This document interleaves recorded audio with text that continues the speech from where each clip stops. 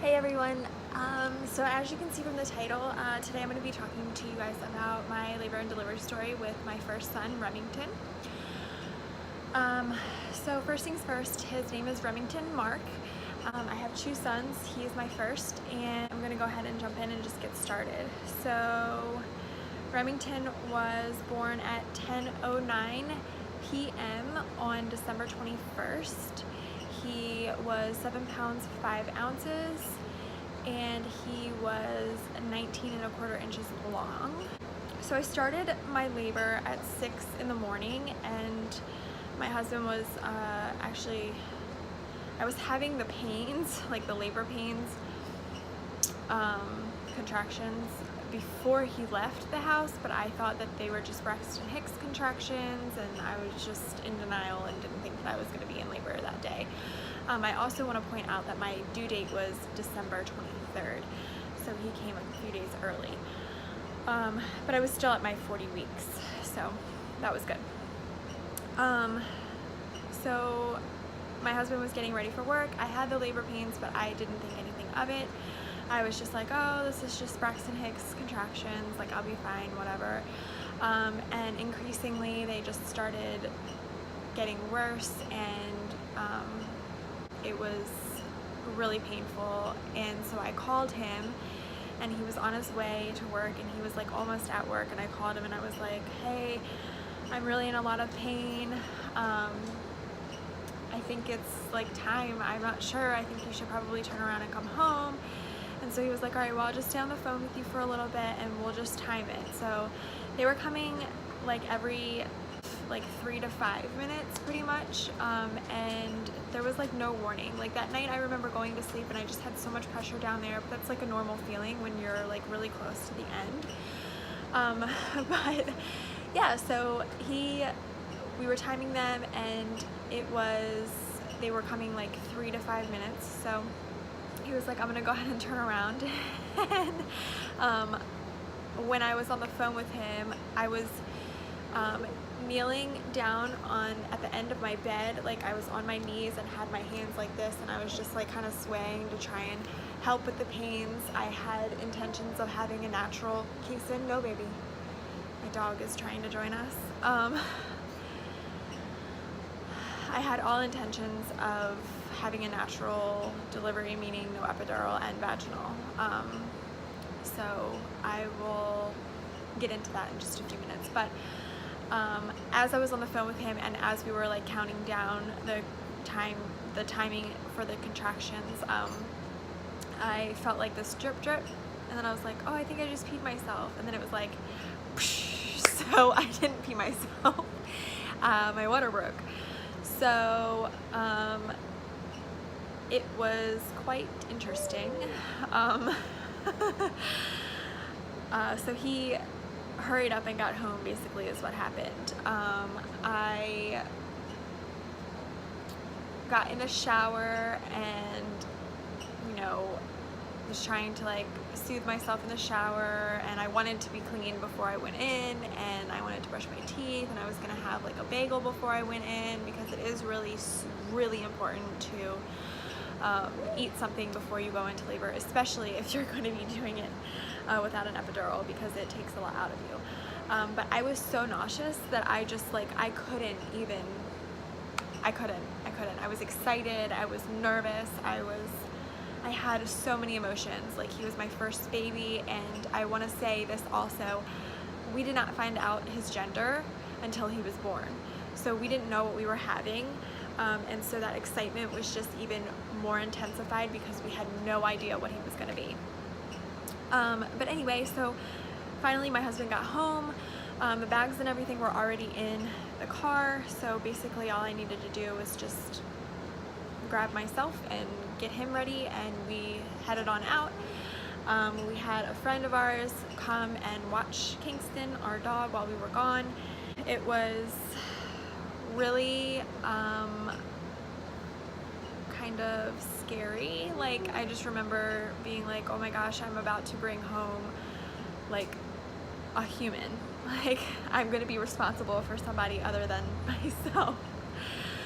So it is quite scary, but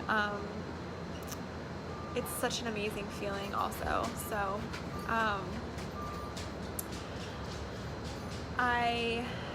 we get to the hospital and they check us in, and they asked if I wanted an epidural. I said no, I want to just try and do this on my own.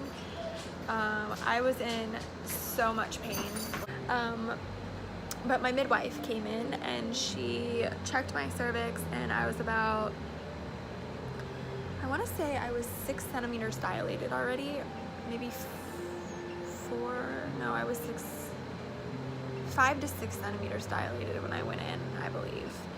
And the pain was a pain that you can't really describe, and I'm not trying to scare anybody who's expecting and watching this, but I just want to be real with you and be honest, because a lot of people like sugarcoat it and make it seem like it's so easy and like all this stuff, and it's not easy. Giving birth is like so hard.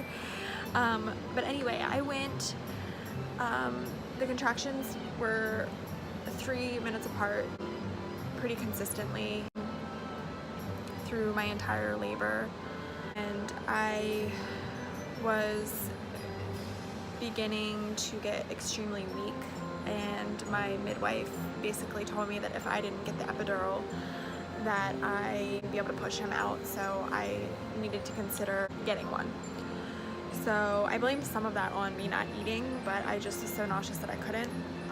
So I finally, after 7 hours of no epidural and going through the labor pains and having the strong contractions, I decided that I was going to get the epidural. I was so hard on myself. I was so disappointed in myself. I felt like less than a woman, because like I just couldn't do it.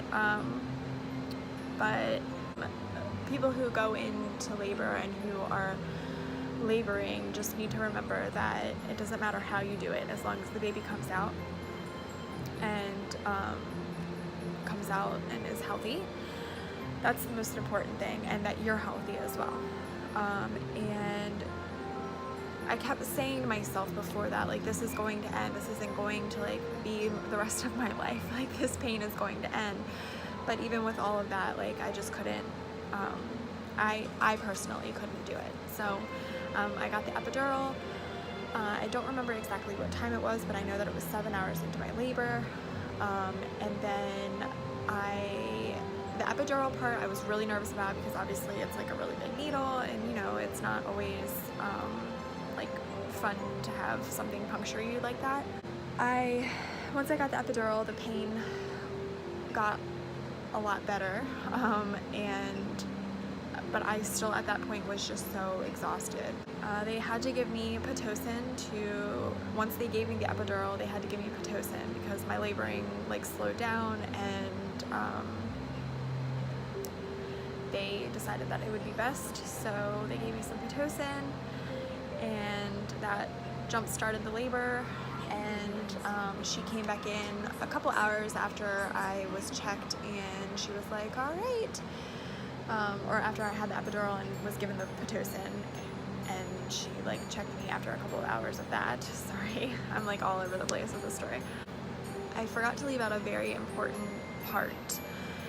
As my water broke, and I was like getting myself, after I got in the shower and I was getting myself ready afterwards, I put a big pad on, and I was just waiting for my husband to get home, and there was like a weird coloring in my pad, and I didn't change it because I wasn't sure if it was normal or what it was. They talk about meconium like when you're like if you do labor and delivery classes or whatever, they talk about that there, but you don't really hear much about it, at least I didn't. So I guess I just like never thought that it would like happen to me. But anyway, when I got to the hospital, they said that I had meconium in my pad. So basically they knew right away that they needed to get him out as quickly as possible, and I think that was a part of the reason why they gave me the Pitocin. And for those of you who don't know what meconium is basically just when the baby poops in you, and it can be very dangerous if they swallow it. They try and get the baby out as quickly as possible. so that they don't ingest it and it doesn't get into their lungs, because it can be very scary. She came back in after the epidural and the Pitocin, like a couple hours after. It probably was only like an hour and a half to 2 hours. And she checked me again, and I was like ready to push. And so I started pushing, and they had a NICU team in there. And because typically after you deliver the baby, if the baby has meconium, they like to take the baby to the NICU, so want to make sure that they're okay. So the NICU team was in there, and I pushed for about 45 minutes. We found out that he was a boy, and the 2 people that were in the room was my mom and obviously my husband. So I was pushing. He came out after 45 minutes of pushing.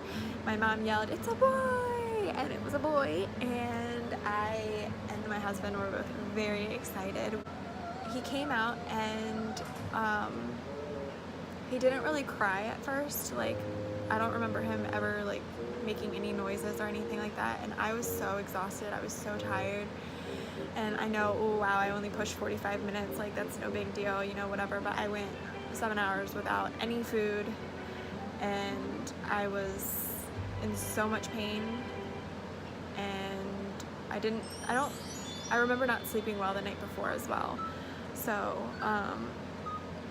it was exhausting to say the least. When they took him out, he didn't cry or anything, so like automatically I was like, is he okay? And then they took him over to like the little panda warmer or whatever, and they were shaking him really hard, and I thought that he was like seizing, and it was just like a really scary moment, but everything was fine. They were just trying to get him to breathe, and they took him and they did the test that they needed to run on him, and all was well. And after 2 hours of like them having him and me recovering, I finally got to see him, and it was, I'm gonna get emotional. It was probably one of the best feelings I've ever had in my life, so wow. Yeah, it was a really great feeling. It's so worth it, all the pain that you endure, and the emotions that you feel and everything. It's so worth it. And we were just so excited to have like a little boy, and his cry was just like so quiet. He would like wind up, like he wouldn't even like just cry, he would just like make these little noises, and then he would start crying, which I thought was like so cute. Now he just wails.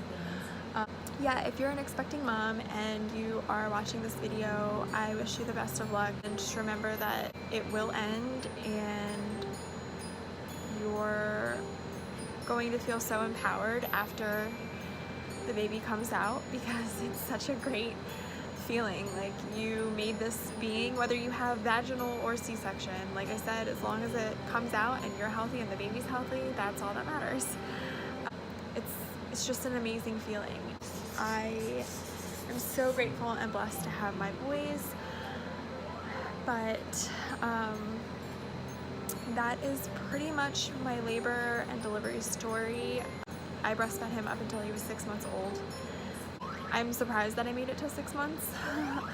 And I was so grateful to be able to breastfeed him for as long as I did.